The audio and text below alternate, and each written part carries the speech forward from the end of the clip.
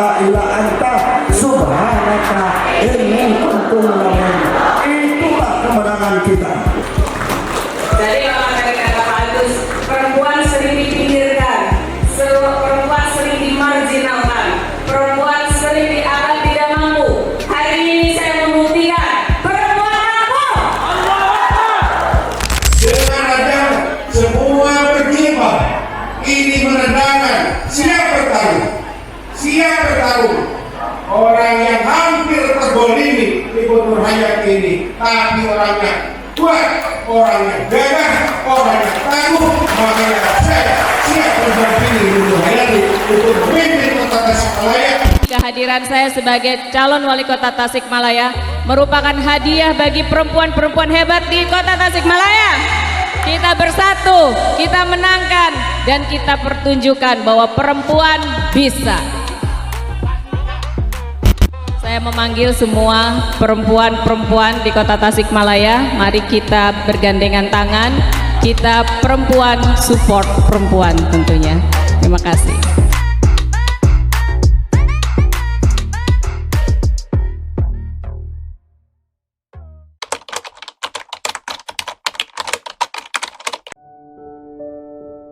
Tentunya Kota Tasik sebagai kota kelahiran saya sangat berarti bagi hidup saya, karena saya dimulai kehidupan lahir di dunia adalah di Kota Tasik ini, dan saya pernah dibesarkan di Kota Tasik ini bersama orang tua saya, bersama keluarga-keluarga saya.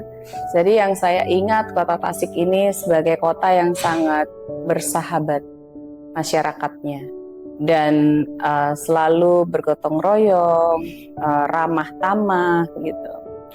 Nah, ini adalah satu kenangan saya bersama orang tua saya, bersama kakek nenek saya gitu. Bagaimana saya bermain di sawah, bagaimana kami mandi-mandi di sungai ya, karena zaman dulu di depan rumah kakek saya itu ada sungai. Sungainya airnya lumayan bersih, lumayan banyak. Nah, sekarang ini sudah kering. Gitu. Jadi saya melihatnya bahwa Kota Tasikmalaya itu merupakan kota yang nyaman untuk ditinggali gitu. Pada saat masih kecil tuh rasakan kebahagiaan di Kota Tasikmalaya.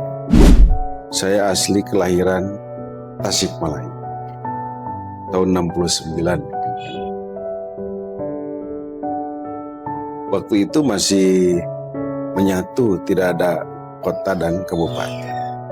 Saya ke Kota Tasikmalaya, tahun 1986 ke daerah Pancasila gitu kan. Oleh karena itu, antara serasa punya tanggung jawab, rasa kecintaan terhadap Tasikmalaya ini sudah melekat dari dulu juga gitu kan. Memang dari dulu saya punya cita-cita dari 2009. Memang orang tua saya petani, Pak. Saya sangat ingin sekali berbakti untuk Kota Tasikmalaya.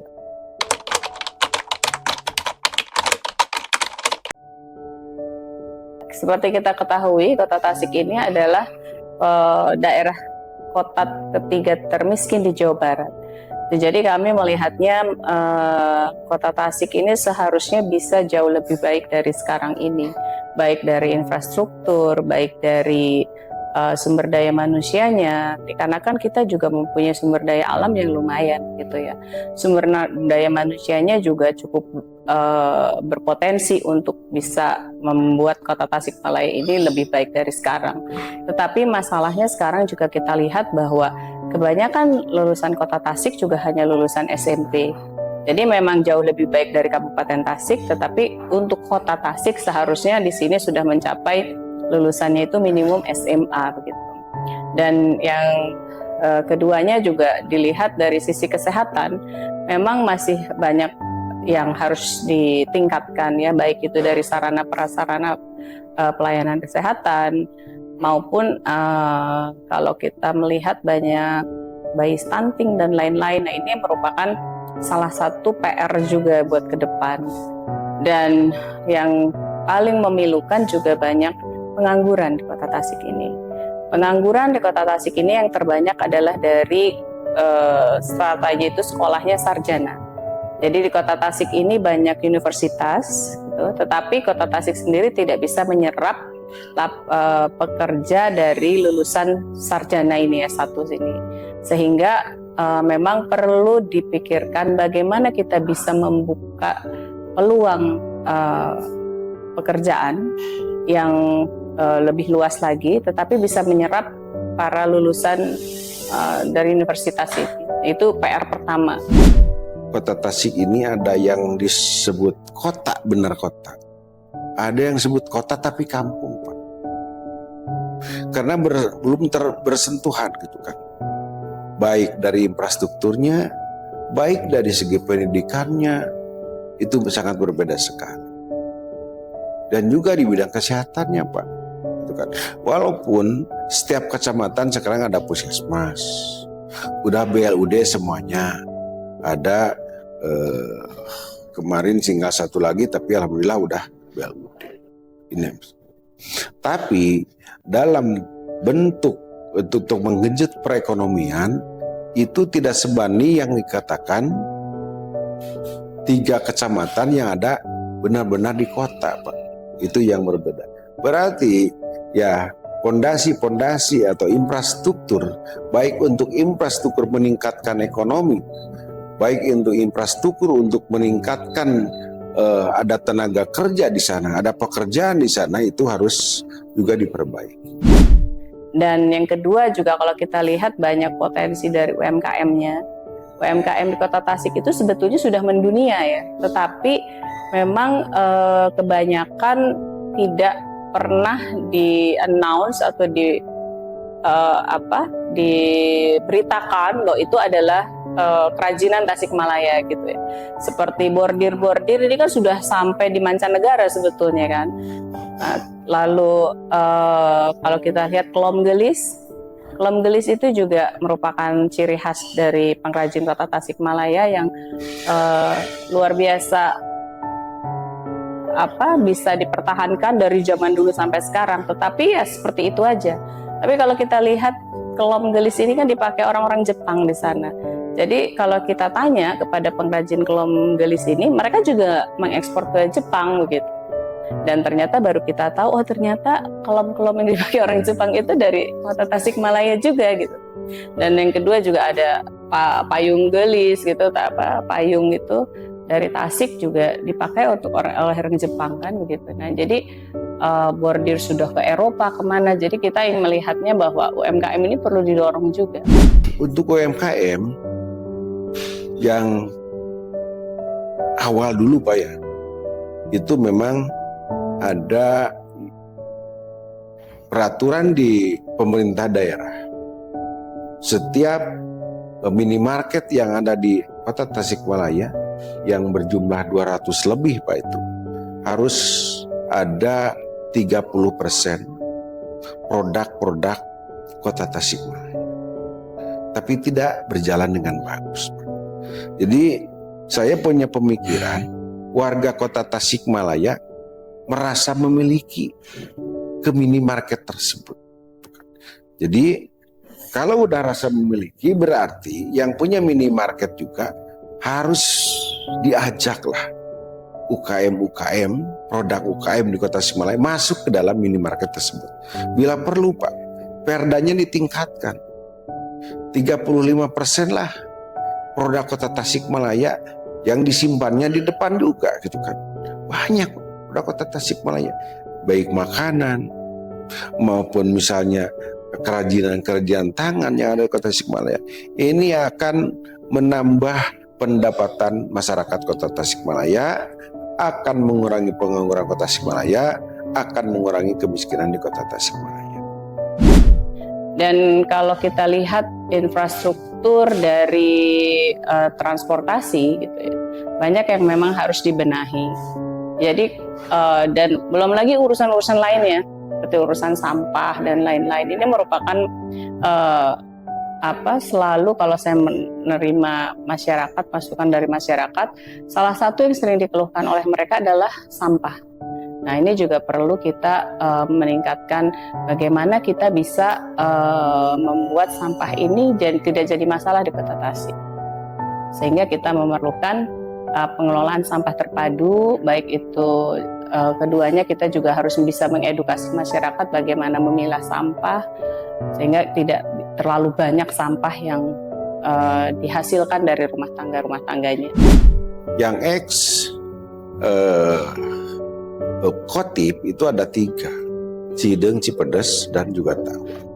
Tapi di luar yang 3 tadi Pak, di 7 kecamatan itu masih rendah untuk kesejahteraan dan untuk tingkat pelayanan.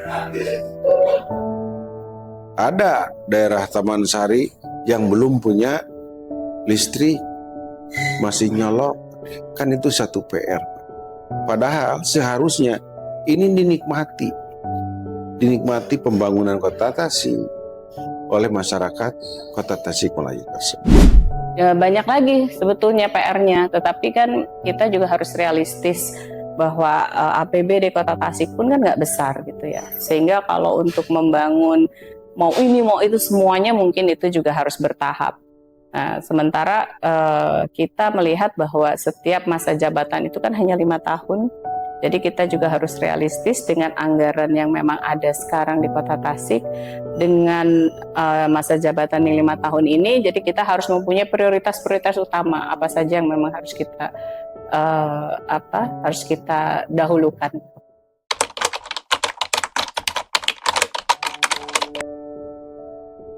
Ya, tadi saya ingin berkhidmat kepada Kota Tasik, saya ingin melayani warga Kota Tasikmalaya, bagaimana kita bisa memperbaiki sedikit demi sedikit masalah-masalah yang ada di Kota Tasikmalaya ini. Gitu. Jadi kami menginginkannya bahwa yang pertama saya melihat bahwa tidak boleh ada anak di Kota Tasik ini yang tidak bisa sekolah.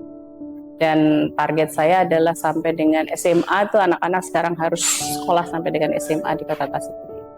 Karena suatu kota yang bisa maju dikarenakan tentunya yang pertama adalah peningkatan sumber daya manusianya. Nah, ini adalah sangat penting. Tetapi untuk mendukung sumber daya manusia yang terbaik gitu, yang unggul gitu, tetap kita juga tidak boleh lepas daripada faktor kesehatan. Nah, ini juga yang harus saya dorong bahwa perluasan jaminan sosial untuk kesehatan ini juga harus diperluas begitu. Bagaimana tidak sekarang ini kan kalau dari PBI ini kan ada dari pusat, provinsi dan daerah. Nah, ini bagaimana anggaran kita ini bisa melayani masyarakat yang belum mendapatkan jaminan sosial ini, tapi dia tergolong masyarakat tidak mampu tentunya. Dan belum lagi kita juga harus meningkatkan pelayanan kesehatannya gitu ya, baik itu sarana prasarana rumah sakit, puskesmas dan lain-lain itu. Karena banyak tantangan Pak, walaupun misalnya Kota Tasik hanya penduduk 741.000 misalnya gitu kan, tapi yang miskinnya itu masih 11,33 Pak. Pengangguran masih 6,5%. Itu yang tantangan besar. Jadi ingin mensejahterakan masyarakat.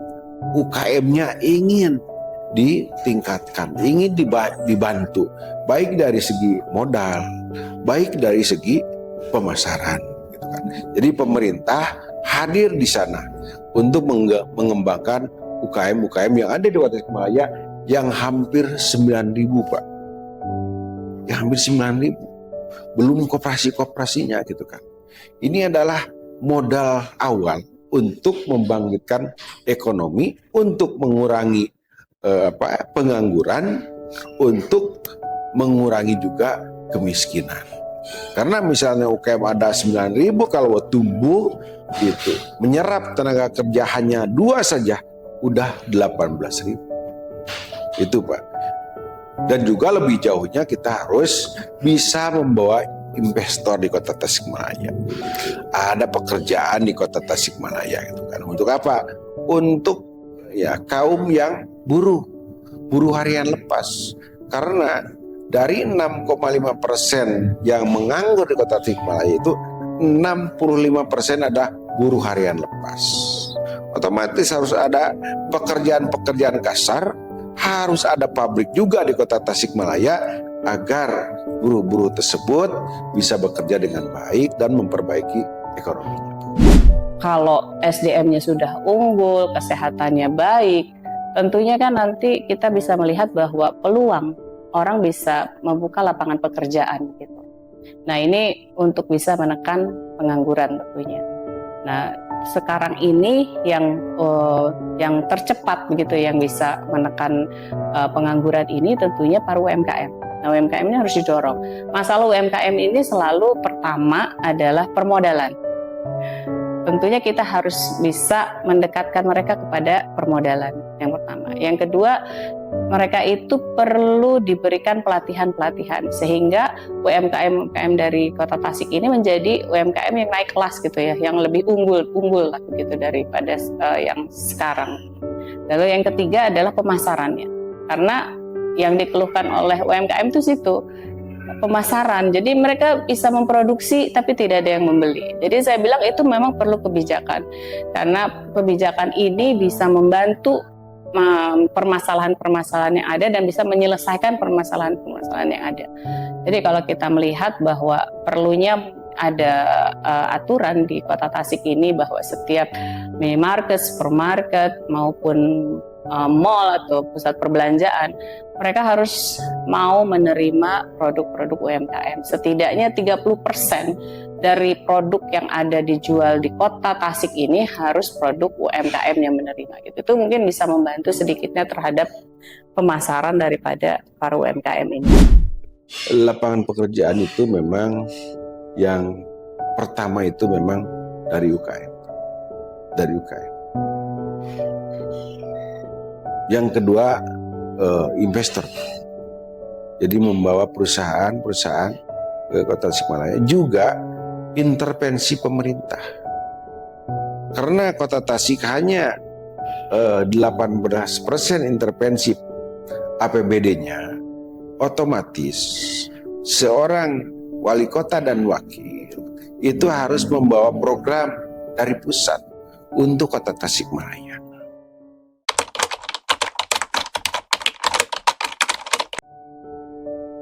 Oh, tentunya keluarga saya sangat mendukung, karena orang tua saya kan berasal dari Kota Tasikmalaya dan merasa senang dikarenakan artinya kita ini betul-betul mengabdi kepada tanah kelahiran saya gitu. Asal muasal keluarga saya. Jadi seluruh keluarga saya sangat mendukung, sangat senang, dan tentunya saya pun di masa-masa saya yang sudah tidak muda lagi gitu, ini juga sangat membahagiakan bisa tinggal di kota kelahiran saya.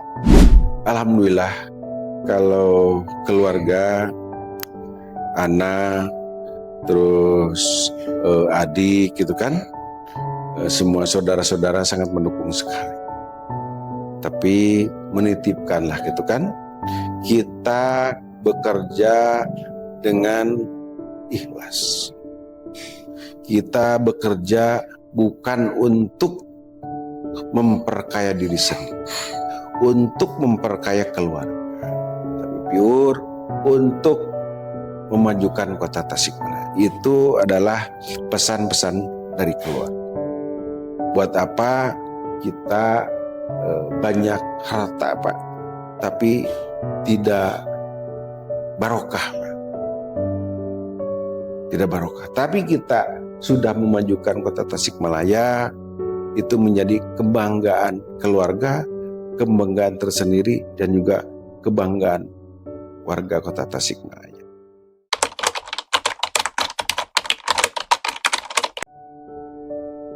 Tentunya saya mengharapkan pilkada ini yang jujur dan adil ya, yang transparan, tidak ada money politik begitu, sehingga kita bisa mendapatkan pemimpin yang betul-betul memang mempunyai visi misi dan mempunyai komitmen gitu untuk membangun Kota Tasikmalaya. Jadi bukan hanya orang yang ingin mengambil kekuasaan, karena jabatan dan lain-lain, tetapi memang betul-betul orang yang ingin membangun Kota Tasikmalaya. Gitu. Jadi semoga ini bisa dijalankan di Kota Tasik. Saya percaya kepada KPU, pada Bawaslu, pada APH, gitu ya, dan semua yang terkait untuk membuat di sini demokrasi yang damai, yang adil, begitu ya. Ya, jadi luber jurdil lah begitu. Nah, saya menginginkan adanya demokrasi yang betul-betul demokrasi yang tidak dikotori oleh oknum-oknum yang memang menginginkan kemenangan jalan pintas. Ya, tahapan ini ya mudah-mudahan berjalan sesuai dengan aturan. Bisa keterlibatan masyarakat nanti di TPS ya mudah-mudahan mencapai 95% gitu kan Pak. Perbedaan ya, pilihan sudah biasa. Masyarakat tidak perlu ada gesekan-gesekan yang sangat tersegar. Dan insya Allah saya akan terus membackup, saling mengisi lah gitu kan. Karena Bu Hajah Nur Hayati ini berpengalaman di pusat. Saya ya alhamdulillah udah 3 kali DPRD Kota Tasikmalaya, berarti ya sedikit udah tahu lah gimana kekurangan apa yang dibutuhkan oleh masyarakat di Kota Tasikmalaya.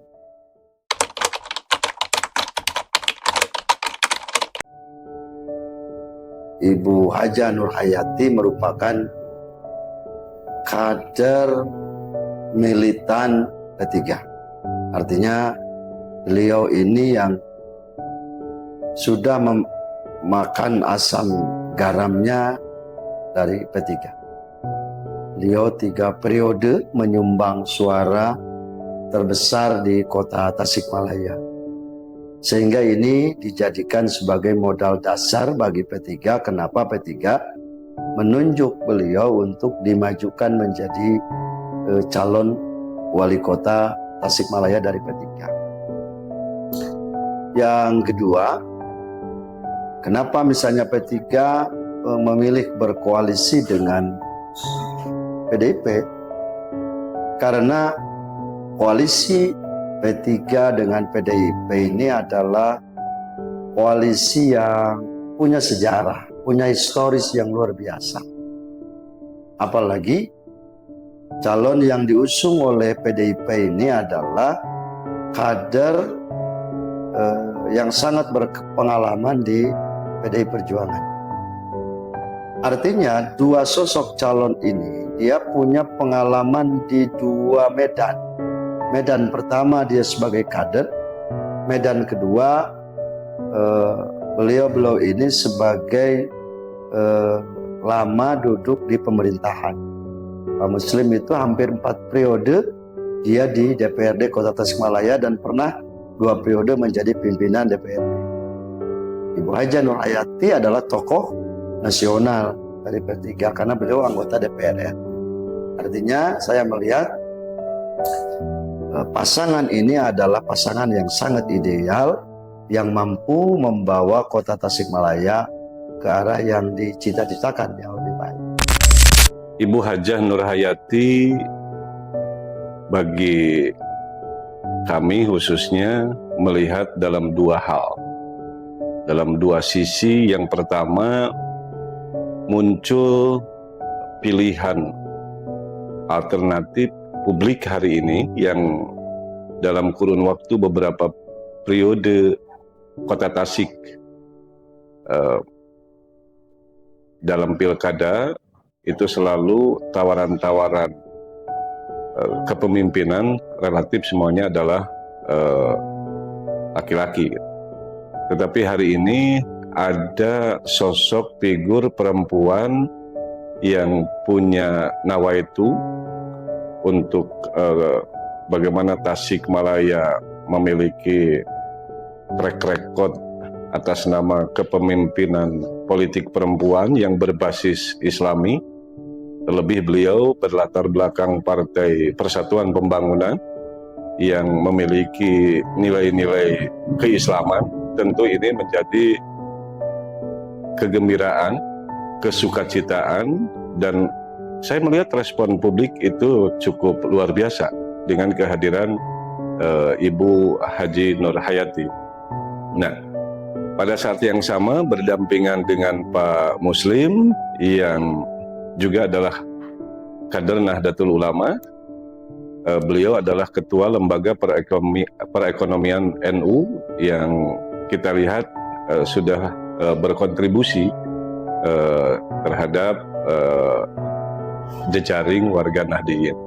Saya pikir itu figur yang kita lihat punya tidak saja niat, tetapi melakukan pengabdian yang real dan konkret. Jadi layak kalau kemudian kedua figur ini ikut melakukan pengabdian yang jauh lebih luas, yaitu untuk masyarakat Kota Tasikmalaya. Kalau Bu Nur Hayati itu, saya manggilnya Teh Haji ya. Teh Haji Nur Hayati itu figur sosok perempuan yang penuh rasa optimisme dalam menjalankan tugas dan fungsi beliau, baik secara pribadi maupun beliau ketika menjadi anggota DPR RI dari P3 selama 2 periode. Saya banyak belajar dari beliau tentang bagaimana menjalani dan melakukan fungsi-fungsi beliau sebagai seorang ibu, seorang istri, tapi kesananya terlebih terhadap fungsi beliau sebagai wakil rakyat itu dengan penuh keikhlasan. Jadi saya sangat tahu betul bahwa beliau hari ini mencalonkan diri untuk menjadi wali kota Tasikmalaya itu dasarnya niat fi'ilali kalimatillah untuk mengabdikan diri, mengabdi, membangun kota Tasikmalaya yang lebih baik.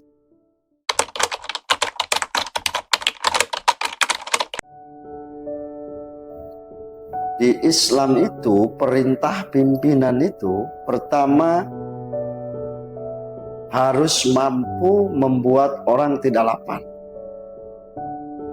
Kata Allah ketika menurunkan Nabi Adam itu perintah pertamanya Allah taju'a, jangan sampai lapar. Yang kedua, perintah Tuhan itu, perintah Allah kepada Adam itu jangan sampai orang tidak punya pakaian. Dan yang ketiga, jangan sampai orang tidak punya tempat. Itu titipan Islam terhadap pemimpinnya. Oleh karena itu tentu titipan P3 ini terhadap calon kita itu seputar itu. Bagaimana P3 berkontribusi terhadap masyarakat Tasikmalaya yang sejahtera. Sejahtera itu artinya lepas dia dari kemiskinan. Apa tanda kemiskinan? Tanda kemiskinan itu dia lapar. Apa tanda kemiskinan? Dia tidak punya rumah. Apa tanda kemiskinan? Dia tidak kebeli pakaian. Nah, baru yang terakhir titipannya adalah bagaimana manusia ini diperintah oleh Allah untuk menciptakan keamanan. Nah, ini prinsip ketiga. Nah, ini tentu kaitan dengan pembangunan ekonomi kalau dalam bahasa modern ini. Ekonomi yang mana yang diharapkan oleh Islam? Ya, ekonomi yang berlandaskan syariah. Oleh karena itu salah satu titipan besarnya ke depan, bagaimana Tasikmalaya ini menjadi pilot projectnya pemberlakuan ekonomi syariah di kota Tasik. Karena kan Indonesia itu sekarang sedang menggagas pemberlakuan ekonomi syariah, bahkan ketiga di dunia rencananya. Jawa Barat itu menjadi bagian dari pilot projectnya, dan Jawa Barat Tasikmalaya Kota ini bagian dari pilot projectnya. Terbukti dengan di Kota Tasik ini tumbuh berkembang lembaga-lembaga keuangan syariah dari mulai perbankan dan lain sebagainya. Nah, tentu nanti juga bagaimana kita mendorong UMKM halal saja. UMKM halal ini juga tidak terlepas dari value chain, artinya rangkaian nilai halal itu. Karena ini juga bagian yang diperintahkan oleh amanat undang-undang dari pusat sampai ke daerah. Itu bagian dari amanat P3 sebetulnya untuk kandidat yang diusung oleh P3. Tentu saya secara pribadi, kenapa memiliki keberpihakan, dukungan terhadap Ibu Haji Nur Hayati dan Pak Haji Muslim, insya Allah juga kawan-kawan Nahdliyin sebagian besar akan berlimpah suara ke pasangan ini, karena NU memiliki setidaknya 3 prasyarat. Selama Ibu Hajah Nur Hayati dan Pak Muslim itu memiliki nawaitu ibadah tentunya, karena bagaimanapun juga tanpa ada nawaitu itu semua sia-sia.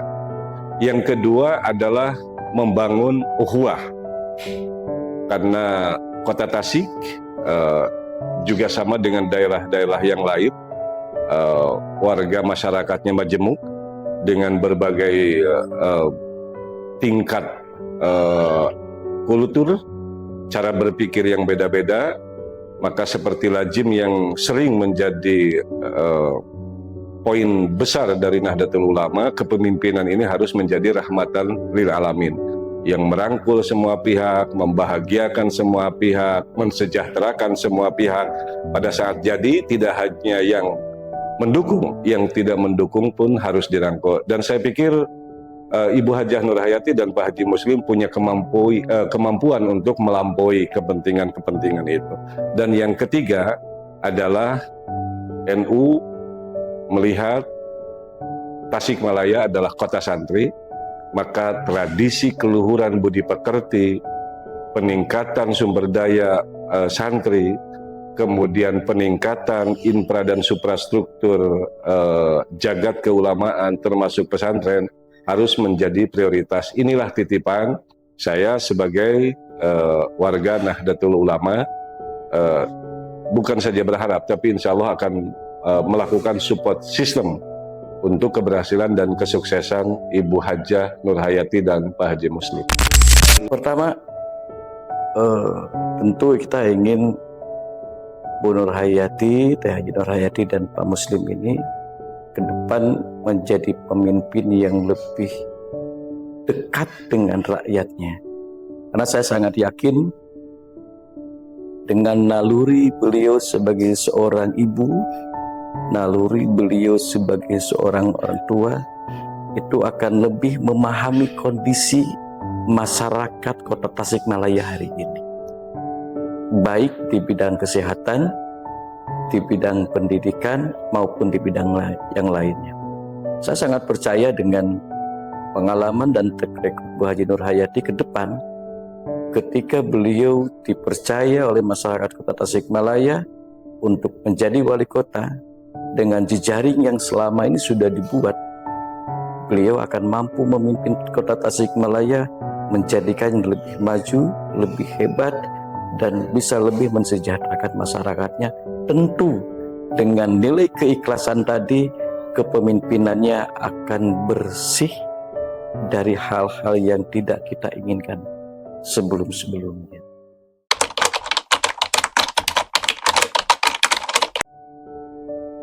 Kalau lihat dari latar belakang pengalaman, saya punya keyakinan ini.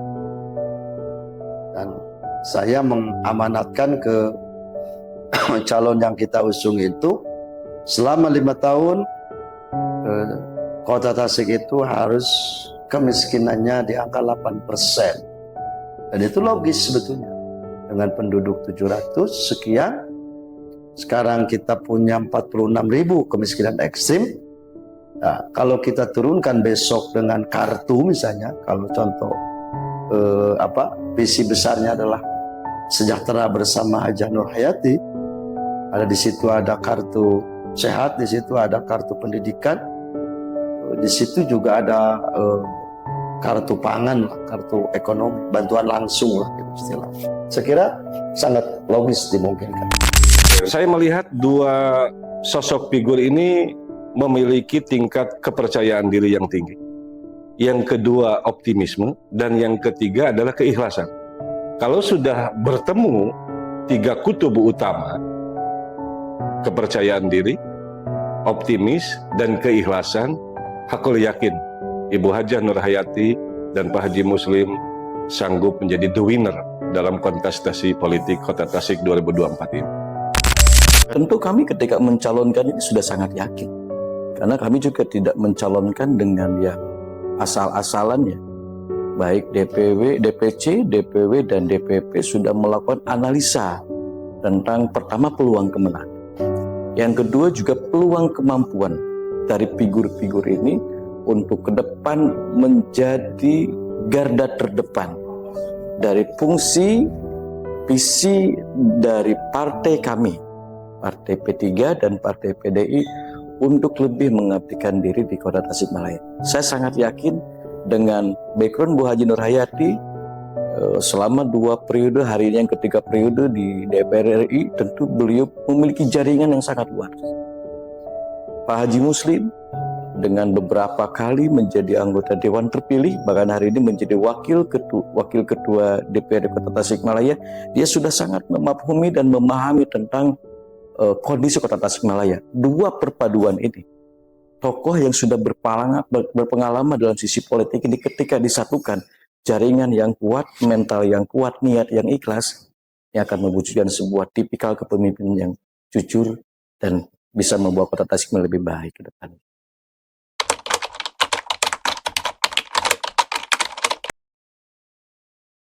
Teteh itu wanita kuat, pintar, berjuang, penuh dengan perjuangan. Jadi menurut saya Teteh seorang perempuan yang memang perempuan hebat.